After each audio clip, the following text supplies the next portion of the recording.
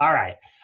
So we are looking at we're looking at day 4 here. This is going to be talking about human movement science. So we are covering NASM chapter 5. We skipped NASM chapter 4.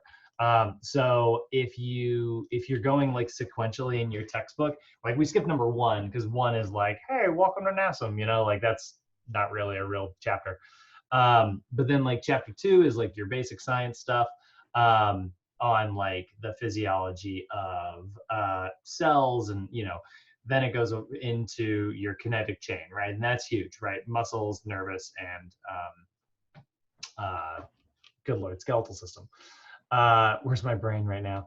Then we did cardiovascular, right? So we understand that like, you know, the kinetic chain is really important if we're going to be talking about like how people move, right? We're trying to assess somebody's overall like capacity. Then we know that cardiovascularly, that's another really big part of assessments, right? We want to be able to assess somebody's cardiorespiratory system. Well, today we're going to get into how the kinetic chain moves. So we're kind of going back into like muscles and bones and the nervous system, right? This is the overall kinese chapter. You'll notice we skipped chapter 4. Chapter 4 is the bioenergetics chapter. So like that's metabolism, which isn't necessarily like something we assess for directly. And that's why it's not included in this course. But next module, we'll get very deep into metabolism and stuff. And we'll start talking about like how we produce ATP and how we have enough energy to pay for, you know, all the work that we do. So if you are following along in your textbook and you wonder why we skipped that chapter, it's not that it's not important. It's incredibly important. It's just not directly related to like the assessments world. That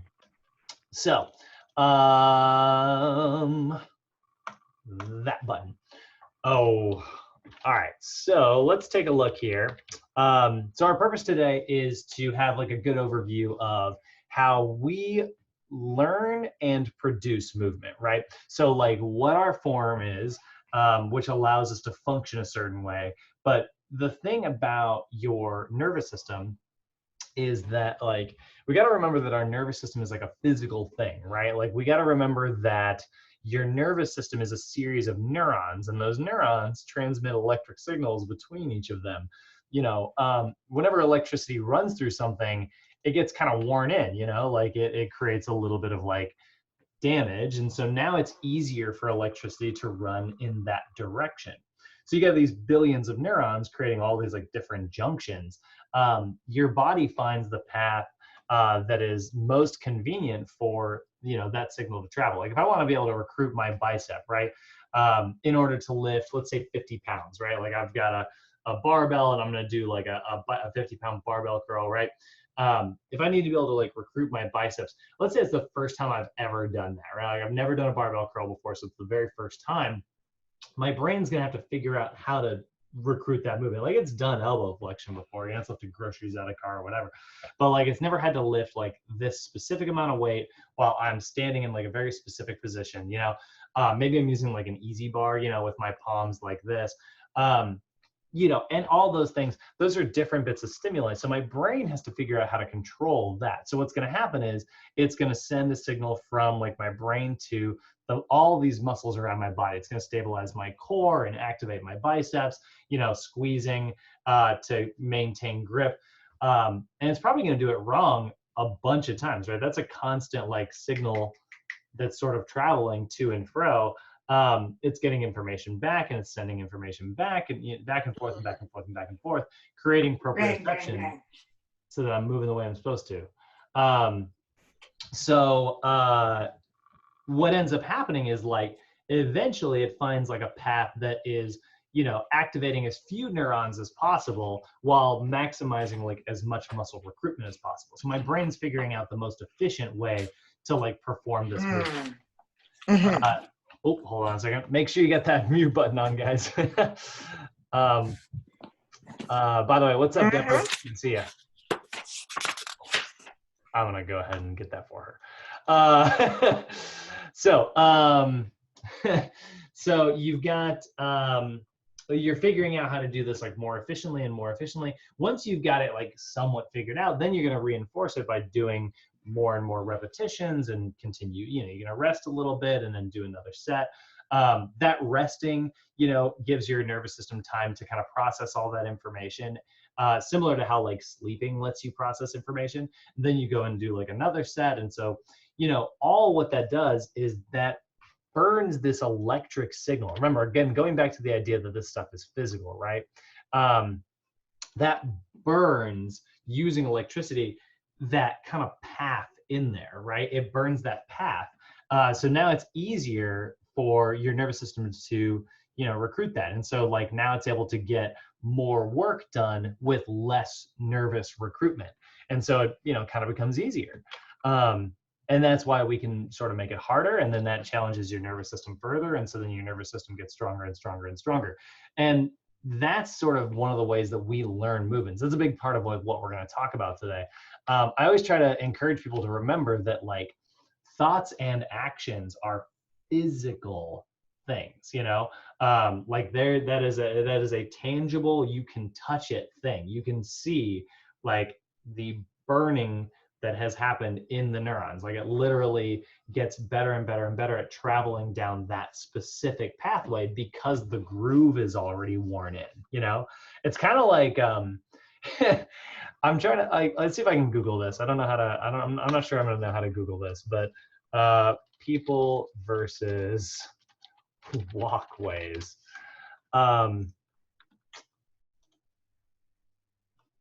Yeah, there we go.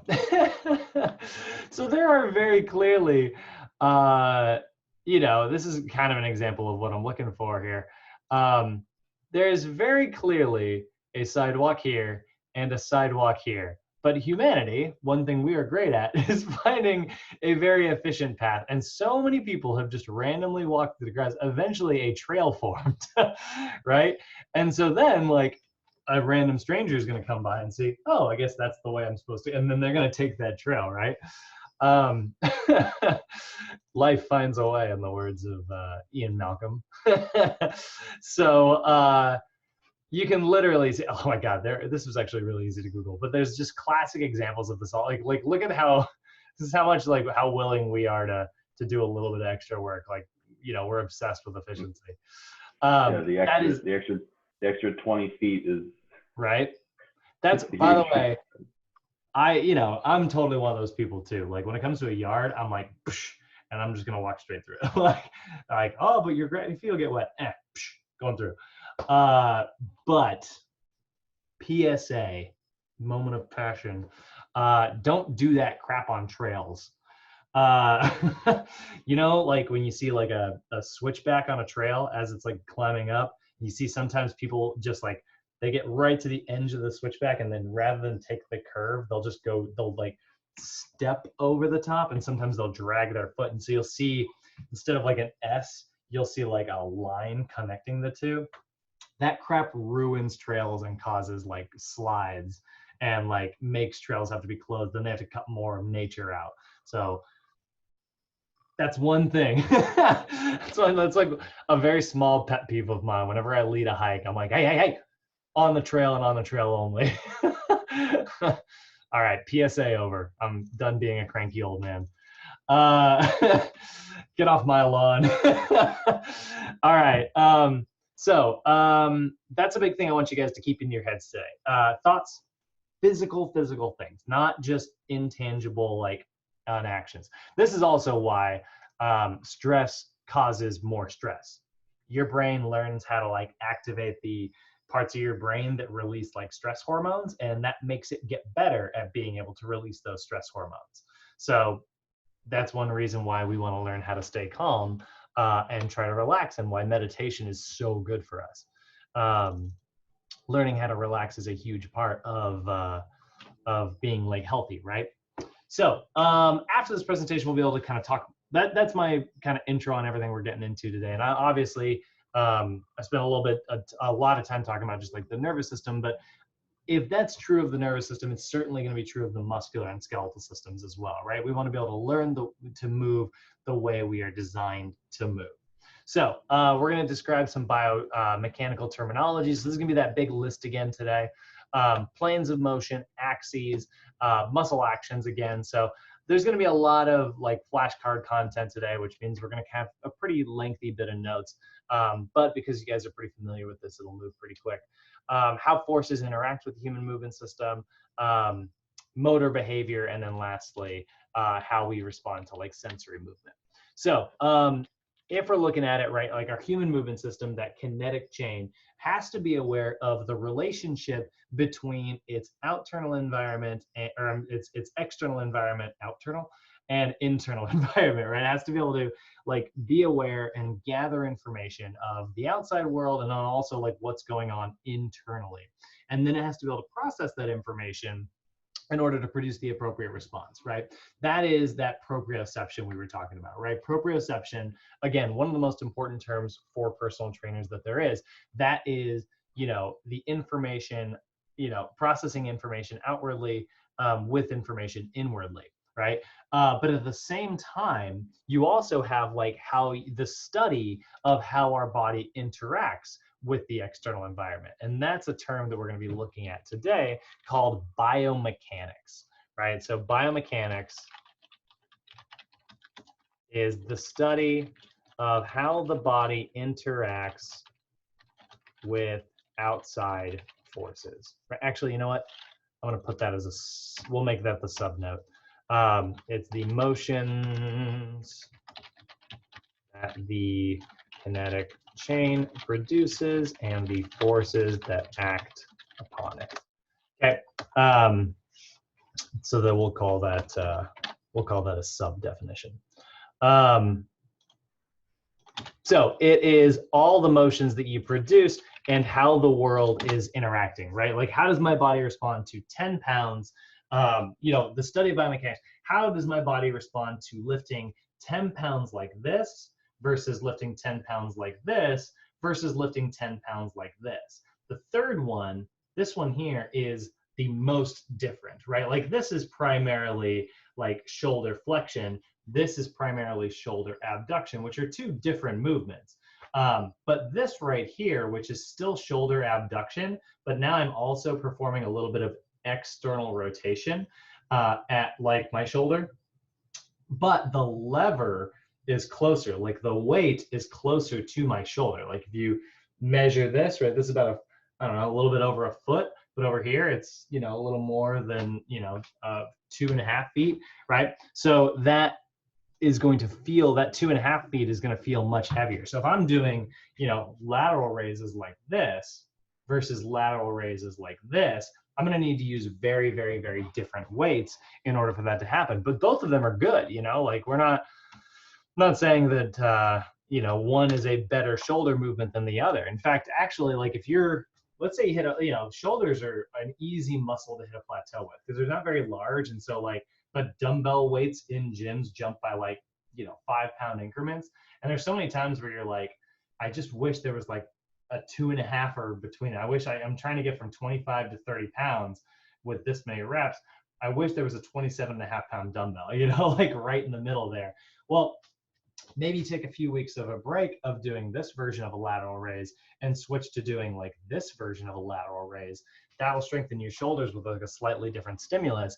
Then when you come back around, you're probably going to experience like, you know, a new type of strength, and that's going to give you the strength to kind of overcome that. You know, it's a plateau buster, which is not an official term, but it's one that I use probably more than, and probably one of the most common terms I use when my clients ask me like, you know, why are we doing this version? Didn't we used to do this version? And my easiest response that I always say is like, well, this is a plateau buster. It's basically just a little bit of a different stimulus while working on the same muscle in a different way. So that's what we're really studying today. We're going to look a lot at biomechanics, right? We're looking at the motions that the kinetic chain makes, and then all of the forces that act upon it. So the first thing we kind of need to understand if we are going to, you know, observe and judge someone's posture. That makes it sound like really negative, but we are judging posture, but for good reasons. If we're going to be able to like work on somebody's posture and observe it, we have to understand, we have to have a very specific language for how we speak. And this is where we get those anatomic terminology again. So our anatomic locations, I know this is the same stuff you guys have in your notes from last time, but you might hear something you didn't hear before. So we got superior, which is going to be a position above a point of reference, right? So we'll give an example of that. The head is superior to the body, right? The head is what I'm referring to. That's the first thing I said. And I'm saying it is blah, blah, blah to, right? So then I'm giving another point of reference. And so like the head is superior compared to the body, just like the body is inferior compared to the head. So then we got our next one, which is inferior, right? And that is a position below a point of reference, right? So a good example is, let's say the pelvis is inferior to the rib cage, right? Your pelvis is a couple inches below your ribs. Then our next two terms we've got, I'm actually going to come back to proximal and distal in a minute. I like to do this in a slightly different order. Let's skip straight down to anterior. Anterior is going to be a position on the front of the body, right? So the pectoral muscles are anterior to the, actually, I mean, they're anterior to the, oh my God, rib cage. I literally just said it a second ago. I had to look it up. My brain's slow this morning. Then we got posterior.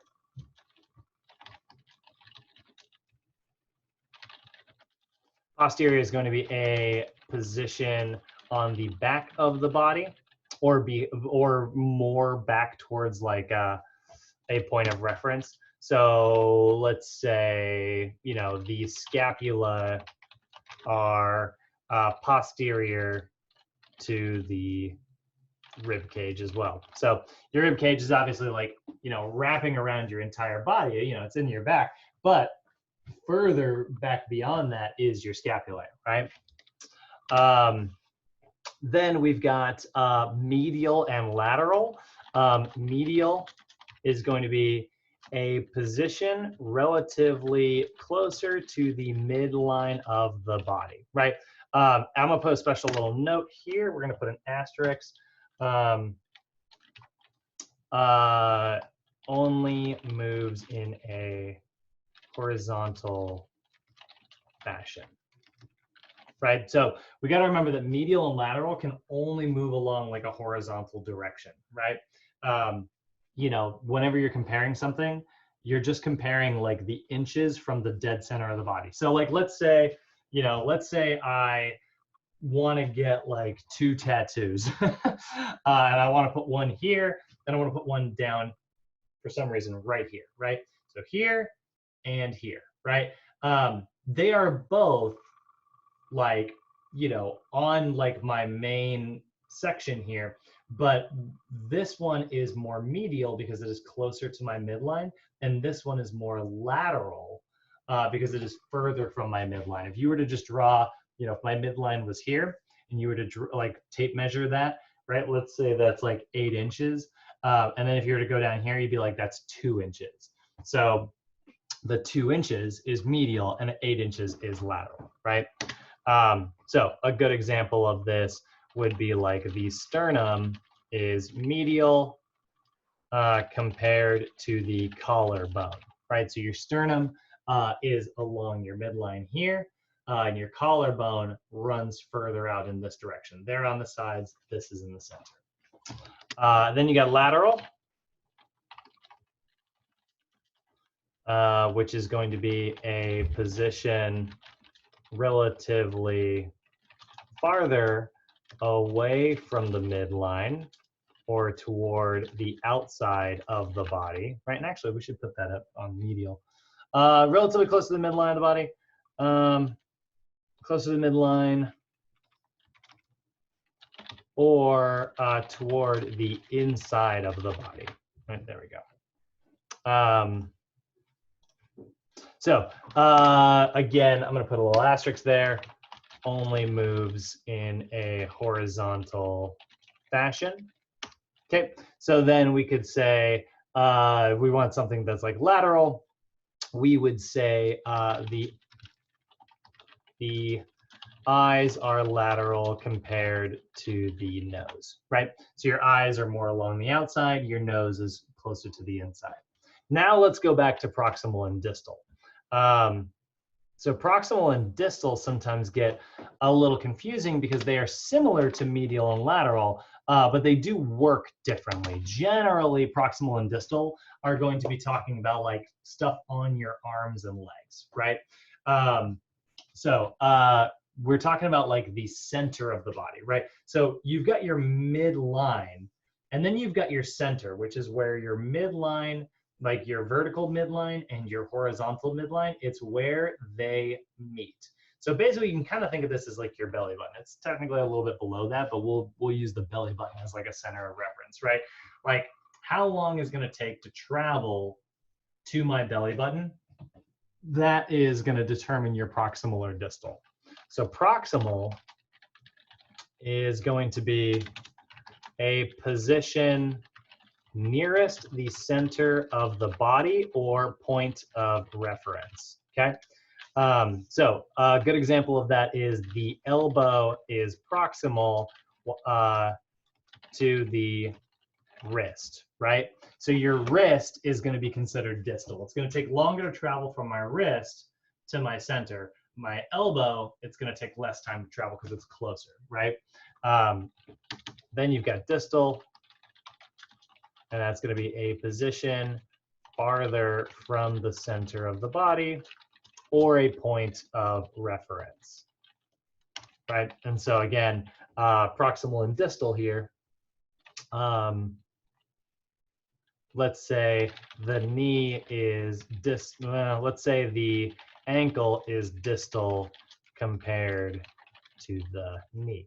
So this is used when you are sort of describing, like I said, it's really helpful when you're describing the arms or legs, but it can also move in all directions. So let's go back to my tattoo example, right? I got a tattoo over here and I got a tattoo here. Both are off, both are not dead center, right? Like my center is here, that first one was here, and that second one is here. So in this example, this tattoo is medial and this tattoo is lateral comparatively.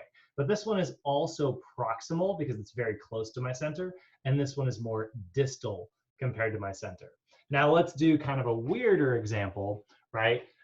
Let's say I'm getting a tattoo over here, right? And then I'm getting a tattoo up here, right? Now, if you were to draw the number of inches, this is now lateral and this is medial, but the number of inches away, this is proximal in this direction. Like if you were just to draw like a straight line, it can move diagonally rather than just like, well, I'm not counting the inches to my center, I'm counting my inches to my midline.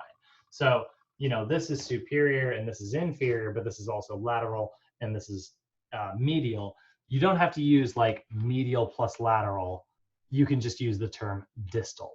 Does that make sense? Or you don't have to, I'm sorry, I said medial plus lateral. You don't have to say superior plus medial. You could say, proximal or distal. So that's why those terms exist. That's why they're different. Like sometimes people are like, why do we even have proximal and distal? It's very helpful when you're using like the arms and the legs, because your arms and legs, number one, they also don't have very much width. But it's talking about like being able to travel to that section of the body, right? Also, you can use like the other versions like medial and lateral, they only refer to the lines of the body. Proximal and distal could refer to like two different parts, right? Like let's say, if I said that my wrist is proximal compared to my fingers, right? It's because my wrist is closer to my midline. But now, like, what if I start giving you more points of reference? What if I said which joint is most proximal to my fingers? Well, now it's like, oh, okay, so now when I say it's proximal to my fingers, I'm not saying it's proximal to my center anymore. I gave you something else to reference, right? And that would be my wrist joint is closest to my fingers, right? So now this becomes proximal and this becomes distal because I gave you a new point of reference, right? So that's another reason why we have proximal and distal. We don't use those terms anywhere else. So hopefully that wasn't as confusing as the first time we went through it. I know those sometimes give people trouble. Then we got contralateral. Contralateral is a position on the opposite side of the body, right? So a good example of that is the right hand is contralateral to the left hand. And then we got ipsilateral, which is a position on the same side of the body. So ipsilateral, a position on the same side of the body. And that is going to be like the right hand is ipsilateral to the right foot, right? So contralateral and ipsilateral, those are two terms that like generally you actually don't use them all that often when you're talking about like the body in general, but we do use them a lot at like when we're training, right? Like you should hold your dumbbell a lot of times in the contralateral, arm. If I'm doing like a single leg shoulder press, I want to hold that dumbbell, on like the contralateral side, right? Compared to like where I'm balancing. And that way I can keep my center of gravity, right? If I do it on the ipsilateral side, I'm likely to lean, right? But if I hold on the contralateral side, that kind of counterbalances me and I can more likely stay in alignment. Now that being said, sometimes like doing ipsilateral stuff is pretty good actually. Like, like when you do a bird dog, right? Bird dogs are tough as they are, like they're a really good way to like activate, right? I'm gonna go here. So I've got like my right to left. I'm using contralateral, but like try to do an ipsilateral bird dog without tilting your pelvis over like crazy. So try to do, good Lord, see how I'm like instantly wanting to just lean in one direction, right? Try to like use your core strength to stay, to stay balanced. It can be really tough. It can make that like a much more challenging core stabilization exercise. So that's kind of a cool way to kind of shake up your training. So it's funny, we don't use those terms very often when we're like studying the anatomy, but we use them a lot when we're like in the gym. Okay, so then we got our planes of motion. So now that we kind of know how to label all of our locations, let's go ahead and label our planes of motion out again. So planes of motion. So you have got three imaginary planes that are dividing your body. They are bisecting your body at right angles, meaning that they're all like in right angles to each other. And they meet at your center of mass. So if you were to cut me in half like this, I would have a left side and a right side. If you were to cut me in half this way, I would have a front side and a back side. And if you were to cut me into like top and bottoms, I would have a top and a bottom. The point where all three of those meet, that is your center of mass, right? So predominantly, like you're going to move through one plane of motion. Like when we're describing like, bicep curls, right? That's primarily a sagittal motion. But like, I might be doing a little bit of like external rotation. So I might be doing a little bit of transverse. I could possibly be flaring my shoulders this way. I might be doing a little bit of abduction. So it's not that like you aren't moving through all planes of motion. You are moving through every plane of motion at all times. But like in general, we kind of label them out in where where you're spending most of your time moving. So first we'll go ahead and start with the frontal plane here. So the frontal plane is going to divide the body into front and back halves, right? Motions that occur here are primarily going to be examples of like abduction and adduction are common movements, right? So like the one thing we want to remember is that you move along the plane, right? So I'm being divided into front and back halves, right? So I'm sliding along there, right? A good way to kind of practice like abduction is to kind of just like stand against a wall and like maintain contact with that wall while you're trying to move. That's going to primarily be like abducting movements, right? Like even just like side to side like this, right? That's abduction. Then you've got sagittal, the sagittal plane.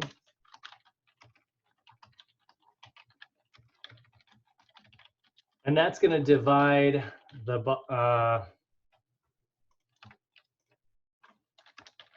divides the body into left and right halves, right? So that's going to be like, again, if you kind of line up near that wall, motions like this, right? I can do elbow flexion, I can do shoulder flexion, hip flexion, right? You know, knee extension, right? So generally the motions we're going to see here that are most common are going to be things like flexion and extension, right? I'm kind of just putting the basic ones here. Obviously, like we know there's more than just, you know, there's dorsiflexion and plantar flexion, but we'll get into those in a little bit. And then we got the transverse plane. And that is going to divide the body into upper and lower halves, right? So you're going to be internal and external rotation. Also, we're going to have like horizontal abduction and horizontal adduction, right? Those are also transverse movements. So again, if you divide me like this, right, and I am rotating like this, right, if I'm twisting my spine, like let's say I send my pelvis over here and I send my chest over here, right, I'm working my spine in opposite directions like this, that's a transverse motion, right? Even just turning your head side to side like that, that's transverse. You're sliding along it, right? What is that like breakdancing move people can do with it? I don't know how to do it. But that's a good example of like transverse. That's what I should do one of these days. I should come up with like, I should learn like a couple dance moves and then like come into class and be like, all right, here's your sagittal and then I'll do the moonwalk. And then like, here's your transverse and I'll learn how to do like that 90-degree turn. I don't know what I would do for frontal. There's got to be like, I guess that would just be like the slide. This is about like how I actually dance, by the way. It's all just kinesiology in my head. So you got a couple special ones, right? Special ones that you've got horizontal abduction and horizontal adduction. Those are transverse movements. Actually, we'll put them here. Abduction and horizontal adduction, right? Both of those are transverse movements as well. They're a little bit special, you know, they involve like moving your glenohumeral joint in a transverse motion where you're like bringing the whole thing towards the center here. That can also happen, like you've got horizontal abduction and adduction in the thigh as well, you know, like if I were up here and I were to like swing it like this, right? That's still a transverse movement, right?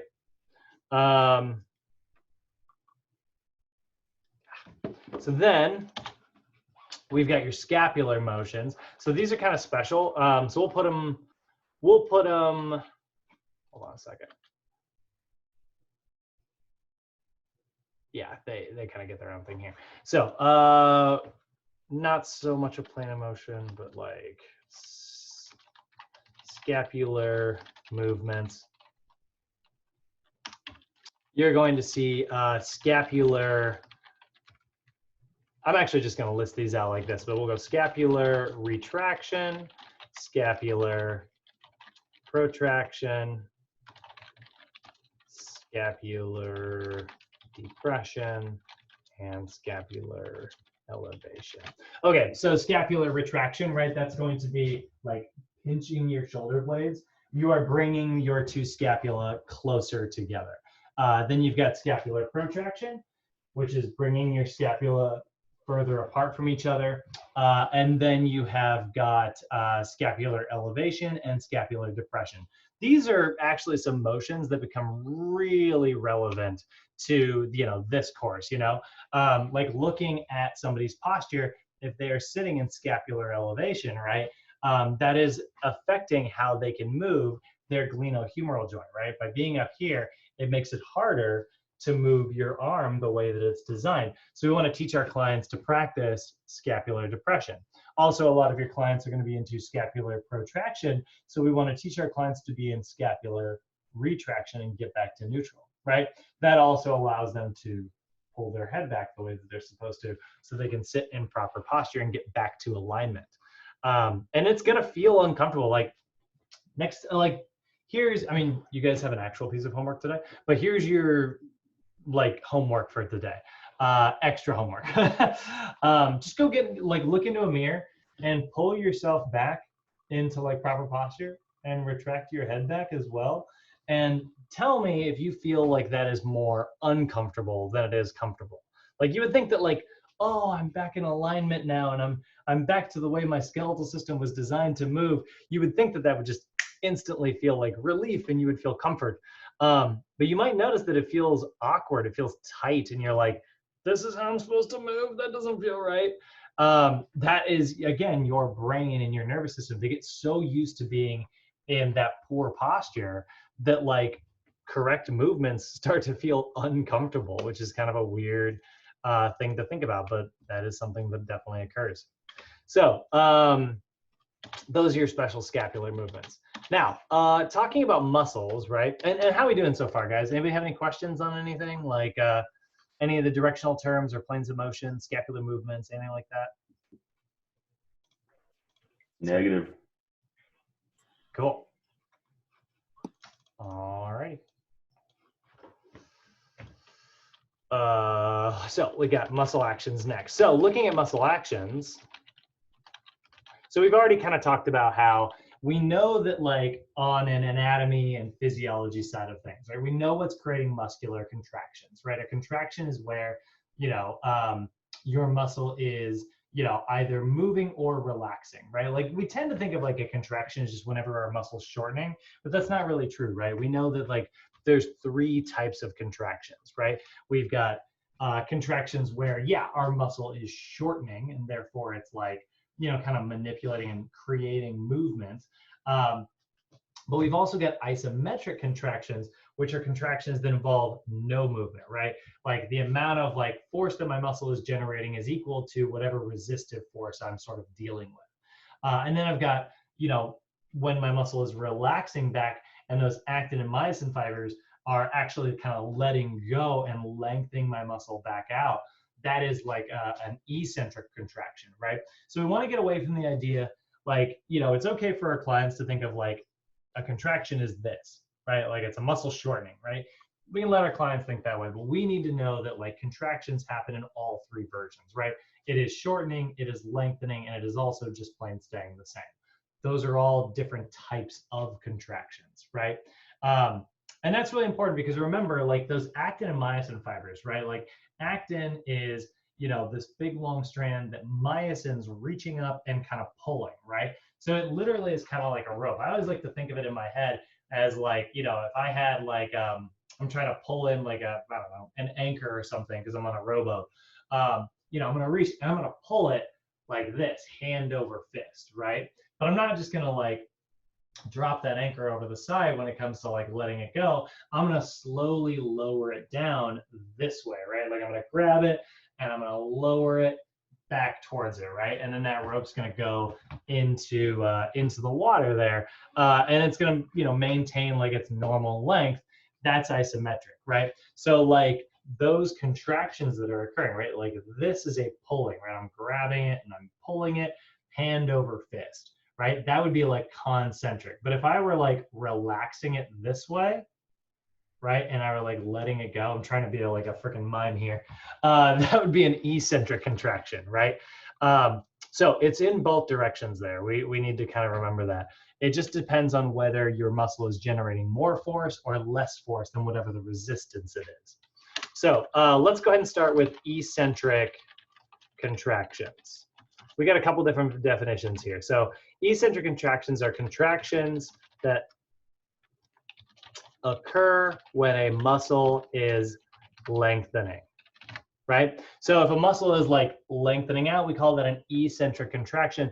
That is associated with force reduction, right? The resistive force is greater than the, actually, you know what, let's put it this way. The contraction of the muscle is generating less force than the resistance. So if I've got 20 pounds in my hand and I'm only generating 19 pounds of force, that's going to lower. That 20 pounds is going to win, right? It's going to move it towards the ground. That is an eccentric contraction. My muscle is lengthening, right? So a lot of times, what is happening when we describe like, and this is what's key for this course, right? We're talking about like overactive versus underactive muscles. When we describe like an overactive muscle, that is a muscle that is concentrically contracting for a greater amount of force than its antagonist. And so that antagonist is being pulled eccentrically. Did that sentence make sense to everybody? Right? Like if Yes, sir. Awesome, right? Yeah. If my pectoralis major is contracting for more concentric force, like when I'm supposed to be resting, than my rhomboids, I'm going to experience shoulder rounding, right? Because like this is going to pull this into eccentric. That's what makes this overactive and this underactive. Which are some terms that we use. And sometimes we'll say a muscle is shortened versus lengthened. That's one thing that we're going to spend the next half of this class getting you guys used to. You're definitely going to hear the words like overactive, underactive, or shortened or lengthened a lot. All of those terms are kind of interchangeable. Overactive is shortened, underactive is lengthened. So then let's go ahead and look at concentric, isometric contractions. So isometric contractions are contractions that occur when a muscle is maintaining length. So if you are just kind of holding that rope and it's not moving in either direction, that's going to be an isometric contraction. So this is going to be associated with force stabilization, right? That's going to be isometric. Or you can think of it as the contraction of the muscle is generating equal force to the resistance, right? So if I've got that 20-pound dumbbell and I'm generating exactly 20 pounds of force, it's going to stay the same wherever I decide to hold, right? That is going to be isometric. Then we got concentric contractions. Whoa. These are going to be contractions that occur when a muscle is shortening, right? So these are when your muscle is kind of bunching up, right? So that's the shortening of a muscle. So these are associated typically with lifting. Most people tend to spend all their time working on the concentric action, right? So that's going to be force production, right? So if we've got force reduction, this is force production. I'm generating force. So the contraction of the muscle is generating greater force to than the resistance, right? So that's going to be concentric. That's force production, right? Now, actually, one little thing I want to, actually, no, never mind. We'll come back to that in later classes. So, all right, never mind. I'm going to go back. So one thing in isometric, by the way, you will sometimes see whenever we're talking about plyometrics, plyometrics are super, super explosive, right? So that's primarily putting a lot of emphasis on eccentric and concentric, right? Like we're putting a lot of emphasis on those two directions, like reduction and production, reduction and production. Those are what we're mainly paying a focus to. But it's not like there isn't a little bit of stabilizing that happens as you are transitioning from one direction to the other, right? Like if I were to get like a medicine ball thrown, like let's say like a 30-pound medicine ball is thrown my way. I have this massive giant medicine ball. It's got a lot of force behind it, and I'm gonna grab it and then throw it over here, right? I'm gonna get it and go like that, right? Obviously, like that's reduction straight into production, right? As fast as I can get it to move. But there's a little bit of like stabilizing and transition time that has to happen between those two movements. There is a term for that. And we're going to put this under isometric. but we're going to call that amortization. So I'm going to give this a second definition here. I apologize if I'm goofing up your notes. Amortization, okay? That is going to be the stabilizing transition time between concentric and eccentric, okay? This is a very important concept when talking about plyometrics, because we want this to be as short as possible. So if amortization is the amount of time that it takes in between in order to like move from reducing force into producing force, right? Like it's, if you're boxing, right?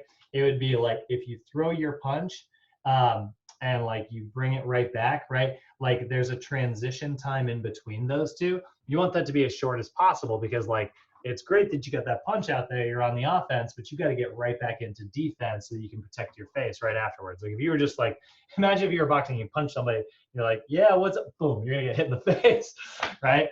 Not something we want to experience. That kind of went in the opposite direction, actually.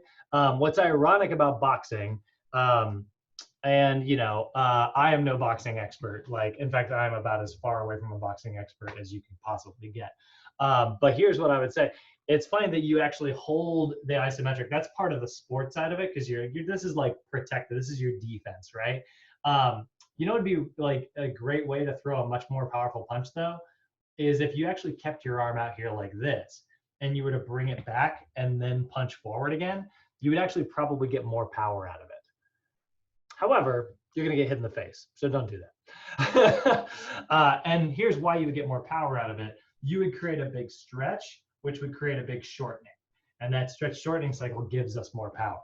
That's why you don't want to jump from like an isometric position. You don't want to like sit down here and then jump. What you want to do is you want to take your arms up over your head, throw your arms down, which like force, you know, that throwing motion moves your body downward, right? So that puts you into a stretch even faster. So the reason you see people jump, the reason you see people take their arms overhead before they jump is because that creates a much more intense stretch. And your nervous system will then go, whoa, holy crap, I want to go the other way. And if you can get the transition time from eccentric to concentric to be as short as possible, you're going to have a more powerful contraction. So if you go like this, and then jump super explosively, that's going to be way, way, way more powerful than just sitting at the bottom of your jump. We'll talk about that in the sports. We've got our performance program design class. We've got our sports program design class coming up at the end of this mod. We're going to spend a lot of time talking about amortization because that's what makes a powerful athlete. Anybody have any questions on that, by the way? No, that was good. Anybody ever heard this word before outside of kinesiology, by the way? No, I was actually I seen it the other day. I was watching some guys that were doing some reactive training. Oh, okay. I seen that word in there. Yeah, so it's obviously really popular amongst training, but amortization is also a finance word. It's an economics term. It's the transition between like, you know, where your business is losing money and now it's making money. Like it's the we want that time to be short. It's like the amount of time between like when you invest and the amount of time like you're starting to turn a profit. At least as far as I understand it in my, you know, puny finances brain. So, all right, so now we got to kind of, so now we've got our contractions down. We got to kind of understand like when our muscles are actually like working, right? So we know that like, you know, typically, right, the traditional perception is that muscles work primarily in one plane of motion, and people tend to think of muscles only being concentric, right? You see, how many people do you see in the gym doing this kind of thing, where they're like, and they're working really hard, and it's like, man, that guy's putting in the effort, that's awesome, and then they go like this. And then they do their next drop, and then they just drop it, right? Like they're not training their eccentric motion. We know that eccentric strength is actually one of the predictors for injury. countless studies have looked at like eccentric strength and like muscle tears. And the greater eccentric strength that you have, like doing negatives is so good for you. It bulletproofs your body. You have a history of hamstring tears? Well, do some freaking Nordic curls, you know, do some of that eccentric hamstring work. Get your friend to help you like pull that hamstring curl machine up to the top and then let it go. And then you just control that extra heavy weight and then get them to help you again. That's a great way to bulletproof your body and keep you from experiencing like pulled muscles. Eccentric strength is important. And then, you know, learning how to do the explosive stuff as well, like learning how to be explosive in both directions is also a really great way to keep yourself from tearing. That's another reason for reactive training. I used to get so mad at clients and stuff like that when they would do like heavy deadlifts and then just drop the weight. I'm like, yeah. you didn't complete the movement. Yeah. Just like bam. And they would just drop it. Yeah, I was like, that's half the movement. That's not the whole movement. Yeah, that's why I always teach people to pull from the floor too. Like, I don't hate, like, if you're new to the game, like, and you got one of those deadlift racks that like starts up here and you just want to grab it, step back, and then like go down and then come back up. That's fine, but your reps don't start up here. Your rep starts down there. So this is not. That's not one. That was 1/2. Yeah. You were 1/2 and the first half did not count. Yeah, very agreed. But that's also why like that's why we have our 4-2-1 tempo. Like, again, you are bulletproofing your body with that slow eccentric tempo. So let's go ahead and talk a little bit about force here. Which, you know, I could do a whole half hour on just talking about the force, the light side, the dark side. I always get at least one of those. So force is going to be the amount of tension that you generate, or the interaction between two entities, right? So if we're understanding like force, right, that's either going to result in acceleration or deceleration. So if you are concentrically accelerating something, you're generating more force than whatever it is that you are concentrically accelerating, right? If you're moving something, you're generating more force. If that thing is moving you, you're generating less force, right? So obviously we need to understand that like we are manipulating forces in a lot of different directions every single day. We got to understand like what those components, how they work to generate that force. And this is where we get that term that we've talked about before, a length tension relationship. This entire course that you guys are in right now, this assessments class where we're looking at like overactive muscles and underactive muscles, and we're looking at all this, you know, this is all related to length tension relationships, right? So you need to have like positive length tension relationships. You want to have like the length that your muscle generates the greatest amount of force, right? It is the length at which a muscle can produce the greatest amount of force. The other definition of this that's also really important is the greatest degree of overlap of actin and myosin proteins, okay? So it's where your actin and myosin have the most ability to like grab each other and actually like shorten, right? So the thing we need to remember is that like if you have a muscle that's already shortened, it's going to be weak. If you have a muscle that's already lengthened, it's going to be weak. This is where we get beyond the real basic way. Like until now, and you know, I'm probably still going to do this. I think it's a habit that every trainer has a little bit of. We typically tend to think of like lengthened muscles as weak muscles. You know, those are your underactive muscles as weak. We think of our overactive muscles as too strong. That's inaccurate. Like that's, you know, like, yeah, it's pulling for more force than the other side. But like when we say that it's too strong, that gives us the idea that like we don't need to do anything for that muscle, right? That kind of gives us this like concept that's like, oh, we can leave that muscle alone. It's strong enough, right? This is kind of what I was talking about earlier, Jay. Like earlier, I see a lot of people like post videos about posterior tilting, like they like, and they'll go, oh, the glutes are too strong, and it's like, no. They may be shortened, but they're not like there's nobody with too strong glutes. Right. It's just not a problem people have. Unless you've got that person who has spent their entire life like standing and they've never sat down ever. Like, right. You know, so that's like having too much money. There's no such thing. yeah, right. That's your money maker. You know, Come on, man. Yeah. All of a sudden, Bernie Sanders burst through your back door. What did you say? How dare you? Yeah. So anyway, that's kind of a concept we're looking at here. You know, it doesn't mean that a shortened muscle like is too strong, because here's the thing: it's not meeting its potential. It's in a shortened state, which means it could be stronger. Now, this is also what gets into, like, let me ask you guys a really, really, really basic question. What do you do to, what type of stretches improve people's range of motion? What type of stretches are used to like fix bad posture? What category? It's corrective flexibility. Yep, corrective flexibility, right? So we would use SMR and we would use static stretches, right? Those are the two key ones, okay? So, great, love it, we're good. So what's another principle about, like, if I want to lift heavy, what is something I should avoid? If I want to lift at a high percentage of my intensity, what should I avoid? Static stretching. All right, cool. Yeah, now we kind of got two conflicting rules here.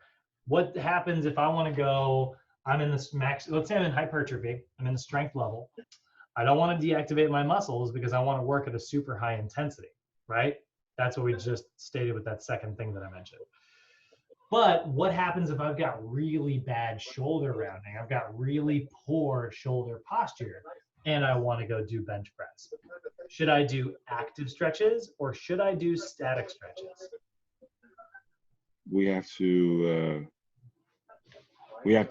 correct it. We have to do static stretches. Yeah, you have to do static. Yeah. Right? This is like it's like a paradox, right? I asked you, it's like an impossible question. This is like how you defeat a robot in a sci-fi movie. It's like, right? Those are kind of conflicting, right? It's like, wait. I thought we don't do static stretches if we're in the strength level. We really don't, but like that is, again, and you guys will remember this when you were Mod 1 students. I was like, look, black and white, you know, let's keep it simple. Stabilization stuff for stabilization clients, strength stuff for strength clients. In the more advanced styles of training, like what you guys are going to get into when you really get into the real world is like, you're going to see somebody who maybe is in the strength level, but they might, by doing a static stretch, they might get more length out of that muscle. And now their chest actually, you know, typically the reason we don't do static stretches is because they deactivate our muscles. They make our muscles a little bit weaker at their high intensities, right? So why would you want to do that before working out? Well, you might actually get more force out of that muscle if you lengthen it back to an ideal length tension relationship. And so this is like the rule break. This is where the real art comes in. And this is why we try to avoid this in our program design. Like in program design classes, I always make you guys do it like by the book. You know what I mean? There is no exceptions to the rules because you're trying to learn the rules. But in the real world, you're going to have clients who do need to do static stretches on days that they're going to be doing max effort sprints. If I got a client with a really bad anterior pelvic tilt, right, and I'm trying to get them to sprint, like I want to make them do like a 40-meter dash, right, like a super intense sprint, and they've got a really bad anterior pelvic tilt, I need those hip flexors turned off so that they can use their glute. I'm going to do a static stretch on that hip flexor.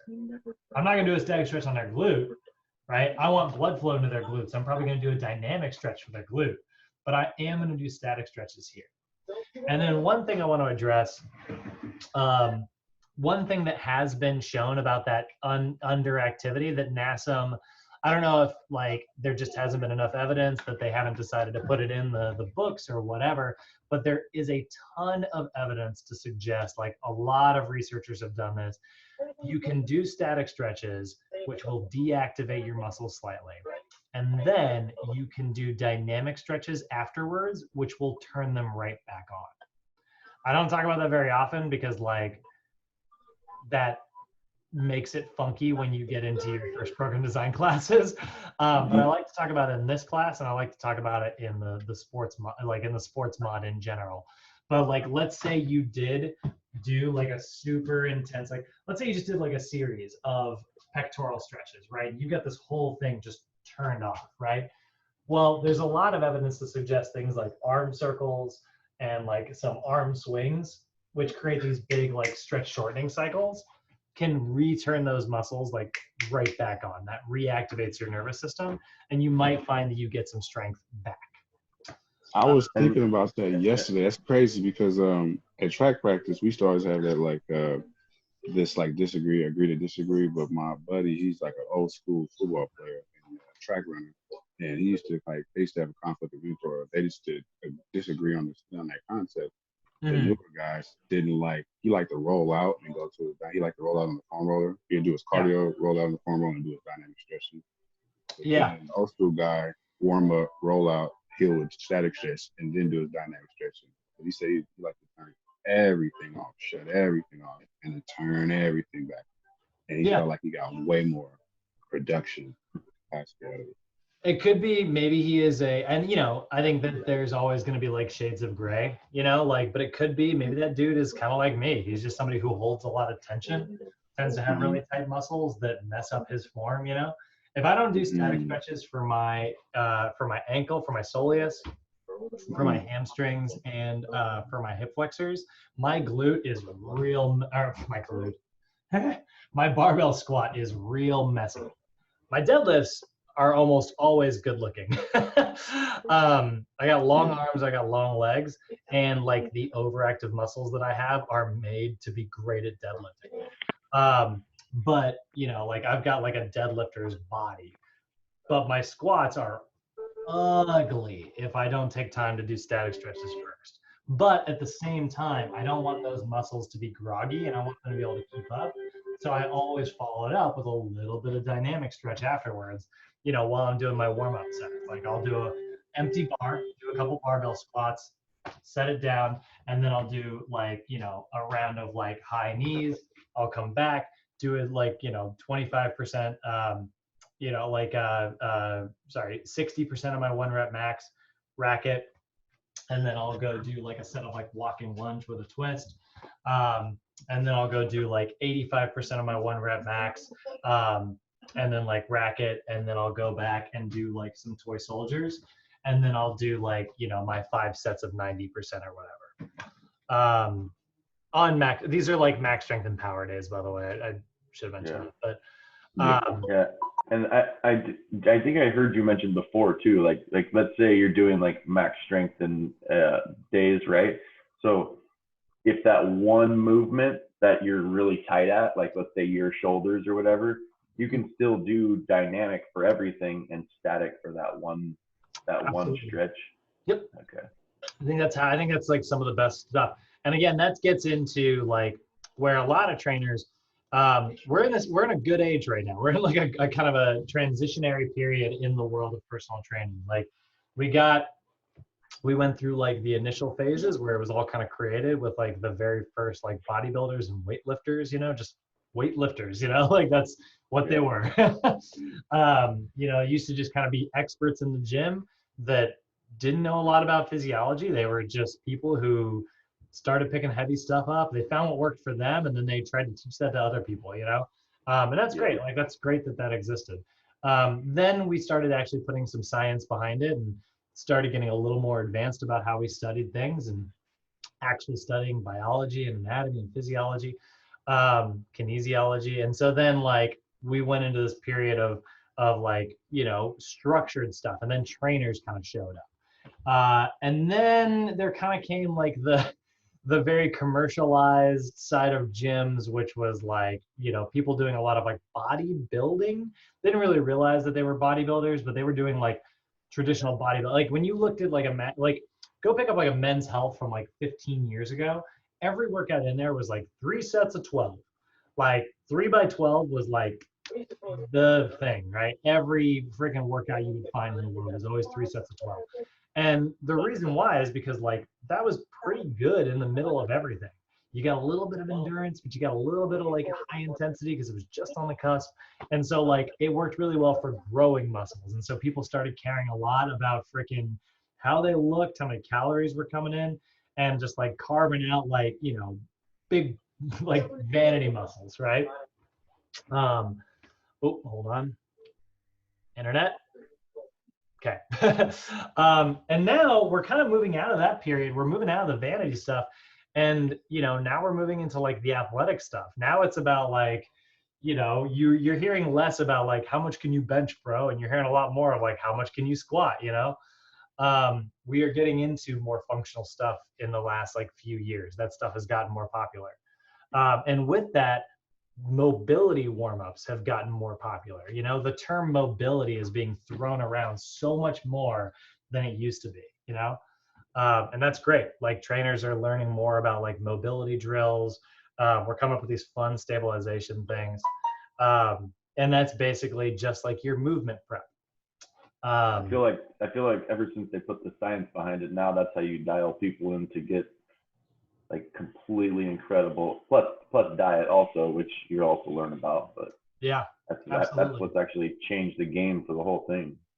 Yeah, I think so. I think people care less about like, I think like calories are becoming, I was talking to my mom about this yesterday. Like my mom and I argue a lot because she is active. I mean, she's gardening and stuff, but she has, you know, like I've said, she has like heart problems. And I was like, the problem with like, you know, mom, like she's like, well, I'm reading my Fitbit and it says I'm burning lots of calories every day. And I'm like, mom, that is really good. And I'm a fan. Like, don't get me wrong. I'm really glad that you're burning an overall number of calories, but I want you to have a specific amount of stress for a specific amount of time on your heart.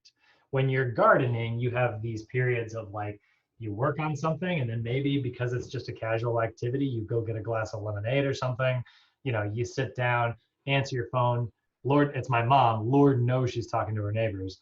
Like all that like downtime means that like maybe you get 2 minutes of high intense and then like you rest for like 20 minutes and then come back and get something real intense again. I want you to build your endurance. I need you to like walk at an intensity that is not too high and not too, I want it right here. You are moving like this. I want you like this for a much longer period of time. And she's like, why is that better? And it's like, because that's how your heart's designed to work. Your heart is designed to beat for 100 years uninterrupted, you know, like, which is how long I need her to make it to. So, you know, that's I think we're moving towards like more emphasis on stuff like that and less emphasis on calories, you know. Weight and health are not the same thing. So let's get back to our length tension stuff. That was fun. It was a fun little I love tracking the history of the fitness industry. All right, so lengthening a muscle beyond its optimal amount of actin myosin overlap will result in reduced force production and shortening a muscle beyond its optimal amount of actin myosin overlap will result in reduced force production. Now we understand like why it's so important like to maintain posture. And we're not just talking about the shoulders, right? This is not posture.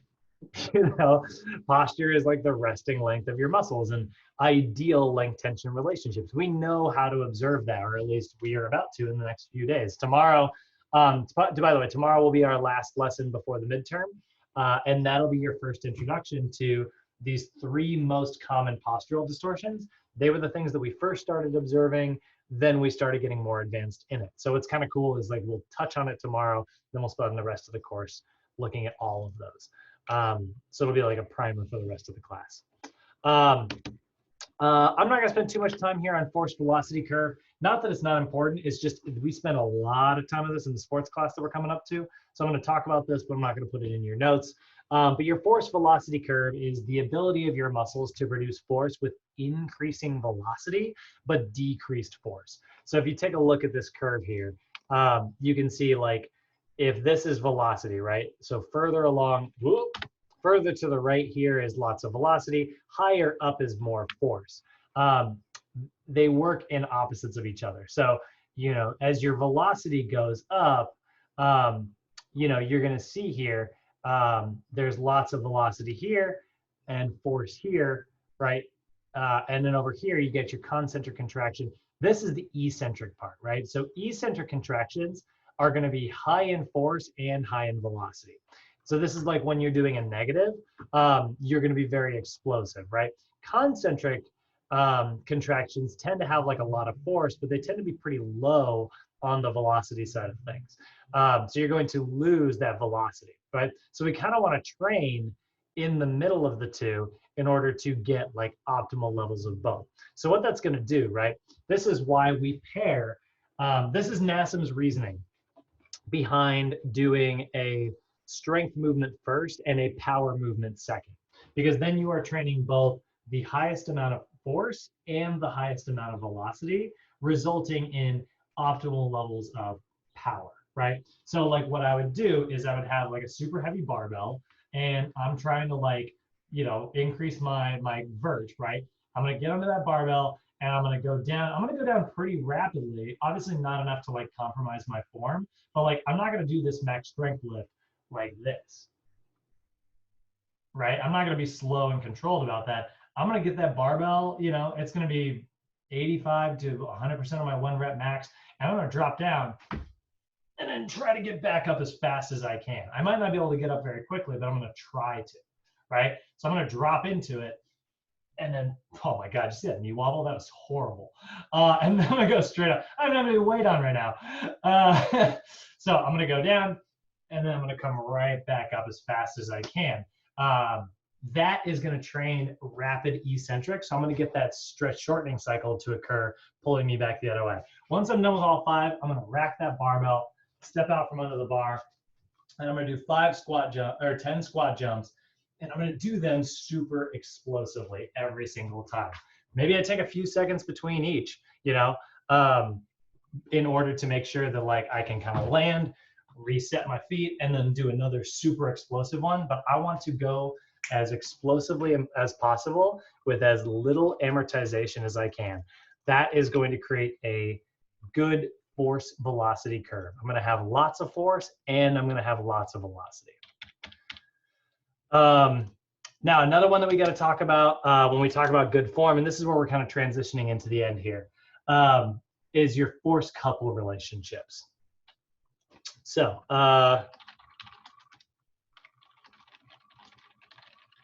so this is where we are looking at like the relationship between muscles that are synergistically working together. So what a force couple is, right? Rock and Michelle, they're a force couple. Right? That was good. Funny. That is good. Not untrue, by the way. Right. But you know, that example used to be like, I stole that joke. I did not. It used to be Angelina Jolie and Brad Pitt that were Right. Kanye and I said Beyonce. Kanye and Kardashian. So a force couple are synergistics working together, right? So it's the synergistic of muscles working to produce movement around a joint. So muscles working synergistically to produce movement around a joint. This is such a great example of a force couple, right? You can see you've got your upper trapezius, which are providing stability superiorly. You've got your middle trapezius, which is providing stability or maybe even a contraction medially. Your lower traps, which are opposite of the upper traps, which is really good. Then you get your serratus anterior here, wrapping all the way around to the front of the ribs there. So you get all these muscles, right? So now my scapula is able to swing, it's able to protract and retract, it's able to elevate and depress. Meanwhile, I'm holding it in all of these different directions, right? So if you picture, like, let's say you are driving, right? You got a steering wheel. If you're holding it with one hand and you've got to create all this rotary motion, and let's say you hit like a wet spot and your car starts to hydroplane, you know, it's going to be a lot harder for you to control that wheel with only one point of contact. But by adding like a second point, and if you held it up, like let's say you hold both hands here, yeah, you've got 2 point of contacts, but you're holding it in one spot. But if you move it to the opposite side of the steering wheel, now I can pull up with my left arm and I can pull down with my right arm, right? If I want to move this way. But at the same time, when I pull down the other direction, I can kind of push up. Or maybe if I pull too hard here, I can still pull back in the opposite direction. So I can create a little bit of like isometric, right? I can control it in both directions. That's why a steering wheel is like the classic example that we always use when we're describing like force couples, right? I'm able to generate force in a bunch of different directions. Common force couples, your internal and external obliques, right? They work in opposite directions of each other, right? They create kind of an X like this. So that's providing stability in both directions. Your upper traps and lower serratus anterior, right? That actually helps tilt your scapula the way it's supposed to, right? So your levator scapulae pulls your scapula, it elevates your scapula, that's why it's named that, right? But it also is attached in the front. So what that does is that kind of tilts your scapula forward like this. And that's why we get that shoulder rounding. One of the reasons why strengthening your serratus anterior is used to get your shoulders back, that's one that always kind of confuses people, right? Like the serratus anterior is sometimes confusing because people are like, why, if I have shoulder protraction, why would I strengthen a shoulder protractor, right? Like my serratus protracts my shoulders. Why would I strengthen that if I have trouble with protracting? It's a good question, but the reason why is because like this levator is so overactive, you are protracting and tilting. And the serratus is gonna pull you into protraction, but it's gonna pull from the bottom. And that tilts you back to neutral. Then you can actually retract the way you're supposed to be able to retract. One of the reasons you're having trouble retracting is because it's angled like this. You need to get it back to neutral so that it can swing the way it's supposed to. You're trying to swing it like this instead of that. That's always kind of a fun one. Same thing with your sternocleidomastoid. It's like, why would we, and your deep cervical flexors, why would we strengthen the deep cervical flexors, which are on the front, when we're being pulled towards the front? It's because they're in charge of this, which is what you're trying to teach your neck how to do, rather than this, right? A lot of times when people look down at something, they do this rather than this. So like our flexion, we become overactive in our flexion, huh? Mm-hmm. Yeah, we become overactive in flexion and a little bit of like translation. Yes. Which I know I haven't taught you guys too much about like translation. That's kind of a capstone thing. NASM just doesn't even touch on it until it gets later. Those are your force couples, right? They work together to produce movement around a joint. The classic example is your rotator cuff, right? So one thing that we know about levers, right? Again, I'm not going to spend too much time on this part here, but we do know that like when a lever is really close to our a pivot point, right? So like this is the axis right here. The arm is the lever and the dumbbell is the resistive force, right? So we got this resistive force, we've got the axis that we're moving, and we got this big long lever. If it's a big long lever, you know, that is going to be a lot of force. But if he had his elbow bent and he tried to raise his arm up, right? So if he held the dumbbell like this and raised his arm up, the weight is literally right next to the axis. So this isn't even gonna really feel like a shoulder raise. But if he holds it down here, that's going to feel much heavier because it's further away from the axis. That's one of the ways that we can use torque to our advantage. In order, like if I don't have heavier dumbbells, and I'm having somebody do like shoulder raises like this, and I'm like, crap, I can't find the 10 pounders, right? At the gym, I can be like, all right, well, keep using those 5 pounders, but now I want you to do it with a straight arm. And they're like, oh, that's harder. I'm like, well, that's the point. That's how we can kind of use torque to our advantage. All right, last little bit we're going to look at is, I think the last little bit, actually, what's after this? Oh, okay, we've got a little bit more. Let's go ahead and look at motor behavior here real quick. So motor behavior, right? We know that our kinetic chain is able to create, and it's also able to learn movements, right? So we need lots of like motor control and lots of motor learning in order to kind of create those behaviors. This is something, again, we are kind of assessing for, and it's why we are using our assessments to design routines, right? Aside from just altered length tension relationships, somebody is experiencing like poor motor behavior, right? So where are all my, yeah. So motor control, right? So we'll look at motor behavior here. So your motor control is how the central nervous system integrates internal and external information with previous experiences to produce a movement response. So one of the reasons your body, like, you know, we've been talking about stretch shortening cycles a little bit. One of the reasons our body does stretch shortening cycles, like when I rapidly stretch, it wants to shorten, is because it knows that in the past, I've stretched something really rapidly and taken that muscle to a high point of tension. And so the body goes, whoa, hey, stretching like that tears the muscles off, right? Like it freaks out a little bit. And so when you do it really rapidly, your body goes, ah, and it pulls it in the other direction, right? It's like you get pulled this way and you instinctively pull back that way, right? This is something that all of us actually do in life. If you've ever had somebody, you know, pull you one way or another, you kind of instinctively pull back. Here's a way to, this is my favorite thing that this, I used to live with these two guys, Ron and Will, and Ron was always pranking Will because Will is the most patient person I know. He's from the South. He's a Southern gentleman, nice dude. But one night, Ron and Will they were this is before they lived with us, but they had like a big night of drinking, and Will basically just like passed out on his bed. He like went to his bed, but he didn't like crawl into bed. He was just kind of laying, kind of like just clumped up on his bed like this. And Ron took a baseball bat and like smacked Will with it while he was sleeping. And Will woke up, but his brain was still very much asleep. And he grabbed the baseball bat.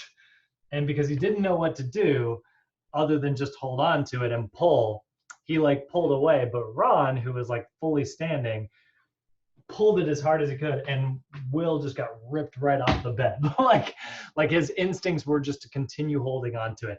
That's kind of how our body is. Like that's our muscular response to most stimuli, is to just pull it, right? Like that's sort of how we are programmed. If something pulls us, we usually pull back.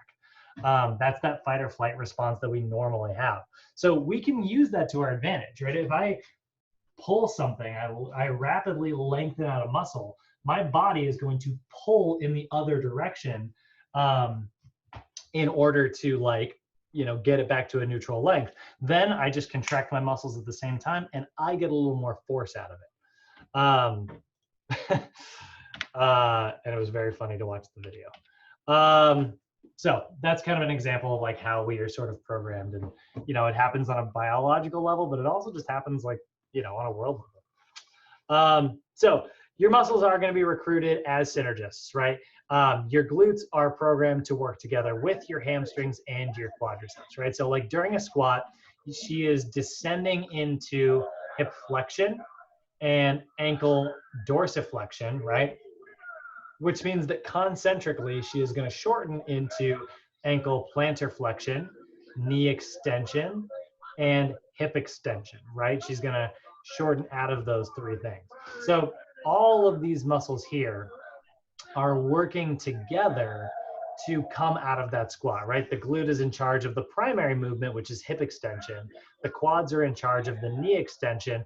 And then the hamstrings, which primarily perform like hip knee flexion, which would be obviously counterintuitive to our squat. The hamstrings are there to assist with hip extension. Because remember, your hamstrings do a little bit of this. They're not great at it, but they do a little bit of it. So that is an example of like a muscle synergy. Oh, hold on. Somebody's got to slap that mute button. I can hear somebody. Oh shit, I'm sorry. Oh, no worries. So that leaves us back to another key term here, which is going to be proprioception. I know you guys have put this in your notes a million times, but it's just such an important term. And that is going to be, oh, by the way, here's the a different definition that we don't normally use, but is the cumulative neural input from all sensory afferents to the central nervous system. What a definition, right? But it's the cumulative input, and it's all information coming in from the afferents, right? That's your sensory neurons into your central nervous system. Not a really great definition, so instead the one I like to use, it is the body's understanding of where it is in space, right? It's all the information coming in so that your body can determine what position it is in, right? It's your spatial awareness. Oh, good. Yeah, good. I'm glad. And also, like, it is slightly different. That's why there's like, it's the same slides technically, but there's little slight variations in here. So basically, how do we have proprioception? Well, you're getting a bunch of information from mechanoreceptors, things like your muscles, your tendons, your ligaments, your joint receptors, all those things. That's providing information about like where your body is, right? So like if I go from here and I bend my elbow halfway, right? Like I'm halfway between flexion and extension, right? If I'm like this, the information going to my brain right now, like if I'm not looking at it, the way I know that my arm is still in this position is that the muscle spindles in my arm are saying, hey, we're at about 50% max length. Meanwhile, the Golgi tendon organs are saying, yeah, we're at about like, we're at really low levels of tension because we're only at 50% length. There's not very much tension on the muscle right now. And so let's just call it, we'll say 50% as well. So we're saying we're at 50% max tension. So we're at 50% max length, we're at 50% max tension. My joint receptors are saying, yeah, we're not accelerating, we're not decelerating. So my body knows that it's my brain knows that I'm holding it in one position, right? I'm not moving.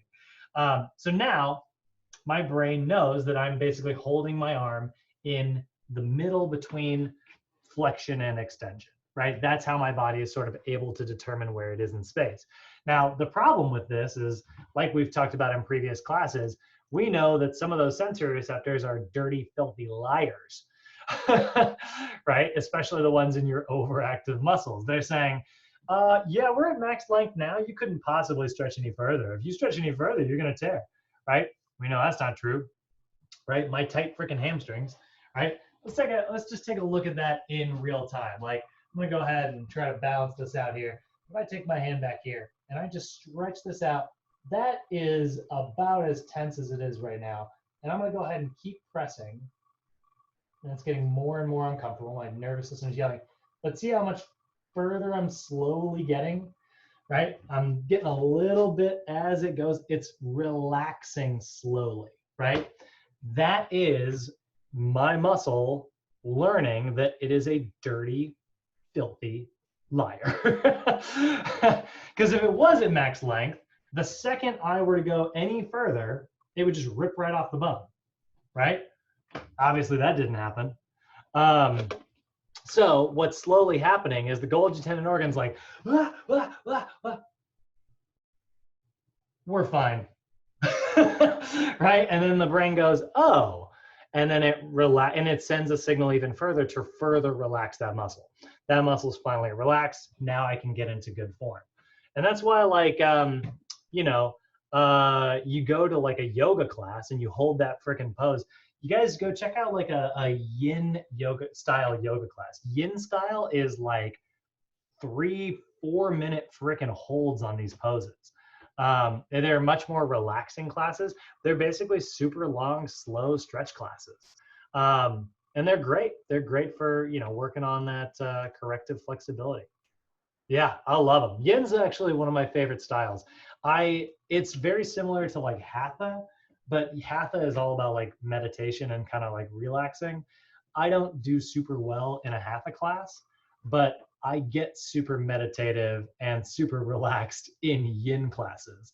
So I find that like what most people use Hatha for is like I go to a Yin class. I'm just bad at meditating. This is a confession. I am horrible at meditating, but I firmly believe in it. It's very weird. But it is, there are countless studies that have shown how incredible meditation is for you. My favorite type of yoga classes are like vinyasa, because that's like the hard, you know, push-up classes. So that's what your proprioception is. It's information coming in. I guess I'll put that example here. So information from mechanoreceptors, such as muscle spindles, tell the body what length muscles are in order to determine body position, right? And this is why so many people have altered proprioception, you know? Earlier, when I was demoing you guys like a squat and my left knee buckled in, you know, that left knee buckled in because my adductor in my left leg said, hey, we couldn't possibly stretch any further if this guy does this squat this way. So we need to stay in a shortened position. And my body just instinctively moved that way because it was told to. If I had stretched my adductor out before doing that squat, probably wouldn't have had that trouble. So that is where we get the term like sensory motor integration, which is really kind of part of our proprioception here. I know these are a lot of like kind of separate terms, by the way. This looks a little different than some of our other notes. But it is just like a lot of vocab. So sensory motor integration, right? That is the nervous system's ability to gather and interpret sensory information in order to produce the appropriate motor response, right? So basically, this is just taking information. What word was this supposed to be? Interpret.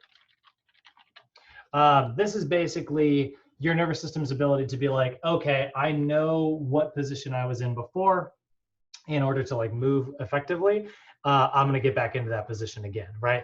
Sensory motor integration is how we teach our clients like how to do their movements. And you'll notice like any of you, oh boy, do I miss old Sochi, actual Sochi. But if any of you who have been on top of that Bosu ball for the first time, like on the flat side, and you do it, you'll notice that you start wobbling like crazy. You're doing like, you're doing that like squat thing and you're doing this like nuts, you know?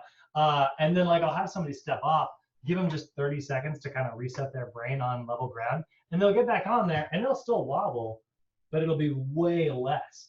And it always happens every time. And they're like, how the heck did I get so much better from set 1 to set 2 with only like a small break in between? It's like, well, you were just constantly sending your brain information before. And then you gave your brain a little bit of a break. It got a chance to process all that information. The next time you went back into it, it learned how to do it. That's what sensory motor integration is. That's why your clients get so much better from session 1 to session 2 to session 3. You're going to see, oh, awesome. They're great. Bosu balls are one of your best tools. There's so much you can do with it. Your clients are going to get so much better at stuff pretty rapidly because their brain literally just learns how to do it, right? So there has to be a reaction here. So, you know, in order for this to occur, there has to be a perceived reason to activate your muscle tissue, right? So like, if you're having trouble like getting a muscle to activate that's a stabilizer, you need to give it a reason to activate. And that's why like we do a lot of stabilization exercises, because by doing unstable movements, right, by doing wobbly stuff, our body realizes that it needs to turn on all of those underactive, like, synergists and stabilizers that are supposed to be helping. You want to get better at the barbell squat? Go do some lighter squats with, on top of a Bosu ball. It will teach you how to activate and move the way you're supposed to.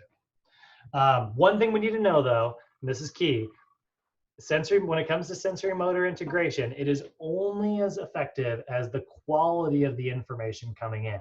So your skeletal system needs to be aligned properly with good length tension relationships in order to move the way it is designed to. That's one of the most important concepts we gotta remember here. Like, your body is only going to move as well as the quality of movements that you tell it. AKA, do not sacrifice form for weight. Don't try to lift heavier just because, it's an ego lift or something like that. That's why, like, I actually don't have anything against kipping pull-ups as long as you call them kipping pull-ups and not pull-ups. They're two different exercises. I love them. I think they're a really good way to build some explosive power in your upper back. But you got to remember that it's not the same thing. If you're trying to train for something, you need to train for that thing. It's the principle of specificity, right? You want to train for endurance. You're not going to train for endurance by lifting, once or twice. You got to lift a bunch. Well, all of that is true, rep-wise, but all of it is also true form-wise. You want to get good at the bench press, you got to do the bench press properly. Don't arch your back. Don't let your feet come up off the floor. Don't push one side more than the other. We need to have that good form. So your structural alignment becomes really key here. One of the reasons people don't get better at exercise and they don't improve, like, they'll say, like, man, my bench isn't getting any stronger. I try to work as hard as I can on that bench. It just doesn't go up. And it's like, well, have you tried working on your rounded shoulders? Have you worked on rowing motions? Like, have you strengthened your upper back? And it's like, well, what does my upper back have to do with my chest? And it's like, everything. It's what allows you to have proper form. Any deviation, like anything that you have there, is going to result in an altered movement, which is going to result in poor sensory motor integration. Your body's not going to learn how to do it, It's like trying to learn how to drive by playing Mario Kart, Like, this is not making you a better driver. They're two different things. And you're also not going to learn how to drive properly if you learn how to drive from somebody who sucks at driving. So that is a big part of that, right? And that all comes back to our motor behavior here. They kind of split this up in these notes, but really part of your motor behavior, you might want to, if you're doing your notes along with me, I apologize, but you're going to put it down here and then move this up here under motor control. This is where motor learning comes in. I'm not sure why these are out of order. I guess because it kind of segued in. So motor learning is all about, like, proper sensory motor integration. And it's the integration of motor control with practice and experience, which leads to relatively permanent changes in the ability to produce a movement. Right? So basically what they're saying there is, the more you practice something with, like, proper form, the more your body is going to learn how to do it for the future, right? The more a move is practiced, the more the body will learn to do it for future use, right? So the more you practice, the better your body gets at stuff. This is also kind of a bad thing, again, like whenever you're doing those shallow breathing patterns, right? When you're stressed out, that's training your upper traps to contract, and that's how they sometimes get overactive. But by relaxing and teaching yourself how to relax those shoulders and maybe breathe and meditate, you can sort of manage that stress. That means that when stress hits you, you are less likely to respond to it negatively. This is why, if anybody's ever talked to, if you've ever heard of like, oh God, what's it called? Not Anger Anonymous, something like that. Oh my gosh. Anyway, there's, people who have like struggle controlling their temper, and they'll, go to meetings and learn like how to control their temper.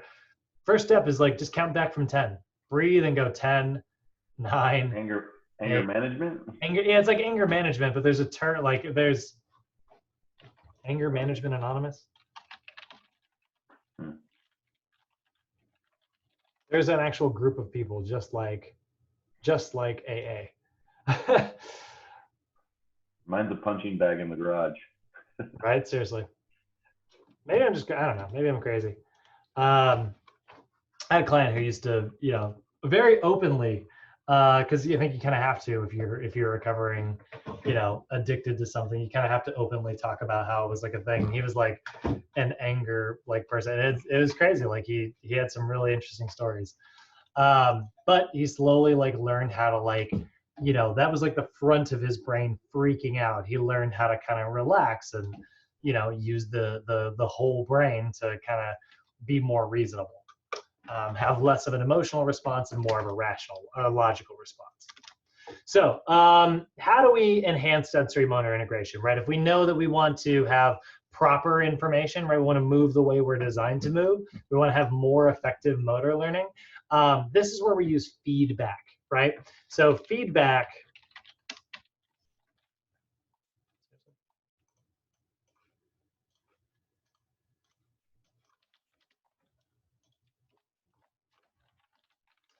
we've got two types of, well, I guess give it a definition here.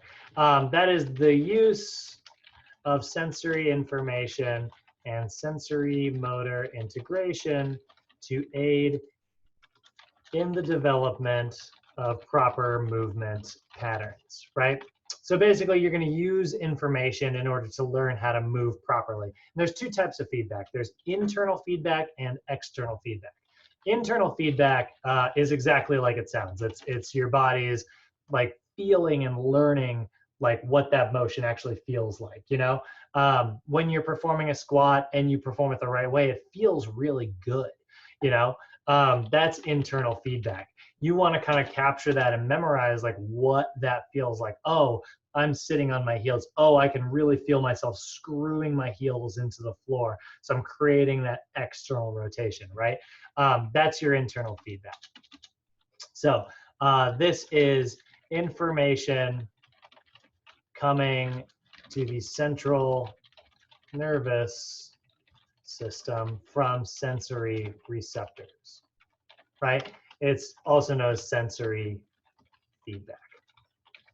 Okay, so that's an example of like what your internal feedback is. Now, we don't really have the ability to like, help our clients develop internal feedback. Like I can't be like, tell somebody to do something and make them have more internal feedback, but I can help them become like aware of it. I can say like, hey, do you feel how that like is different from your first set? And they go, yeah. And I'm like, okay, well, I want you to pay very close attention, memorize this feeling.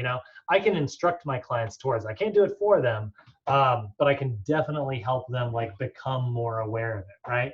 I was talking to my parents last night about like their spending and how I was like, you need to meet with this financial advisor friend of mine, and I was talking about how like does anybody in here use mint.com? Anybody use that website?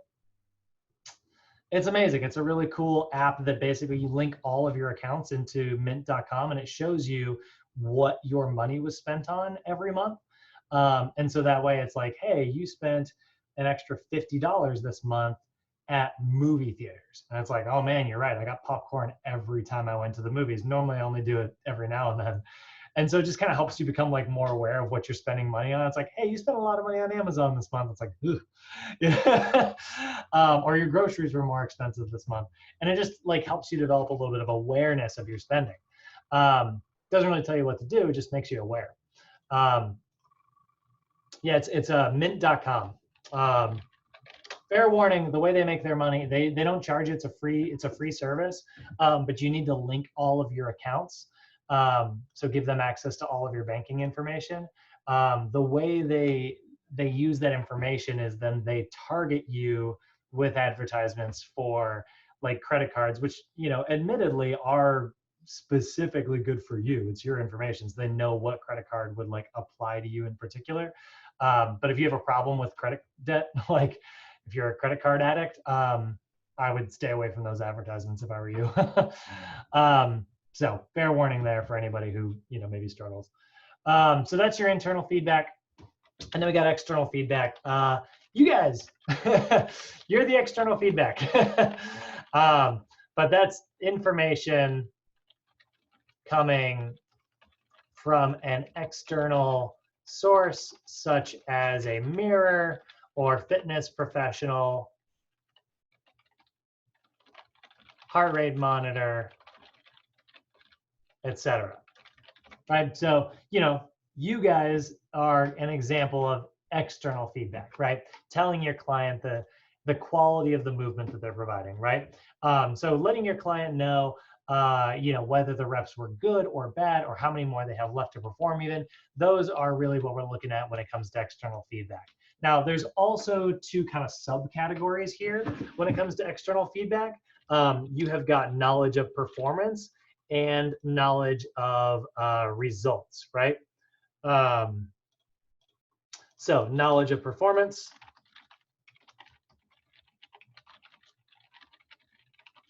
Now, this is going to be used after the completion of a movement to let them know about like the outcome, right? So used after the completion of a movement, right? Examples of whether the set was good or bad, right? So like, hey, that was really good. You know, that's an example of like the knowledge of performance, right? You did great, nice set, right? Knowledge of results is a little bit different. This is going to provide movements on like the quality, right? So like if you were noticing something specific about your client and giving them an example of like how that was different from previous sets, right? So that's going to be used to provide information on the quality of the movement, right? So examples of this would be like after a squat, informing your client that they did a great job externally rotating the knees in order to keep alignment, right? So like that's a really good example of that. Like if you're actually, so like knowledge of performance is like, hey, good job, right? That's it. Nice work there. I could really see that you were working really hard. But then knowledge of results is like, I also noticed that you were doing a really great job of like pulling your shoulders back during that movement. Then now that you've used a little bit of knowledge of performance and a little bit of knowledge of results, you really kind of nailed the external feedback. Now you want to help your client develop their own internal feedback. So then you're going to say something like, so that was really good. You did great retracting your shoulders and you kept your shoulders depressed the whole time. Knowledge of results, right? Knowledge of performance. Did you feel how that was different from your first set? So now you're encouraging them to develop some internal feedback, right? You can take care of the external feedback, but you want to help your clients develop their own internal feedback, okay? That's going to lead to much more effective results. Let's get out of like the exercise side of things and look at another part of our coaching. If I were to look at a client's journal, right, I'd be saying like, this is great. This is really well, this is very, very detailed, right? That's knowledge of performance, right? Then I would say knowledge, like to develop some knowledge of results. I'd be like, I noticed in particular, you've been getting all, 2 liters of water every single day. You're really nailing it on your water consumption, right? So now I'm like pointing out something specific that they did, right? And then what I would say is like, did you notice that you were drinking more water? Like, did you notice that you told this all up? And then they look at it and go, you know what, that's awesome. Like I was just drinking, making sure that I was like drinking to feel good. And like, so now like you're helping them realize, like turn it from something unconscious to something conscious that they have control over. So knowledge of performance and knowledge of results, both really good. And it all comes down to awareness, my favorite concept. So hopefully that was kind of similar. Hopefully that was a good review of the kinesiology stuff in general. But did you notice, and this is just a Sochi thing. This is not part of today's lesson. But for all my new folks, did you notice how like this is the first time you've basically seen the same, well, it's not the first time you've seen the same PowerPoint, but did you notice how like we did the same PowerPoint, but the focus was very different? All right, that's what the rest of this is going to be like. Each system is very interdependent, right? We do know that they all work very closely together. We need to be able to gather information from internal and external sources in order to move the way we are supposed to. And we do that by using proprioception. We develop it with sensory motor integration, right? Proprioception gives us the awareness. Sensory motor integration gives us sort of the practice, right? That's how we get better at it in order to use those muscle synergies.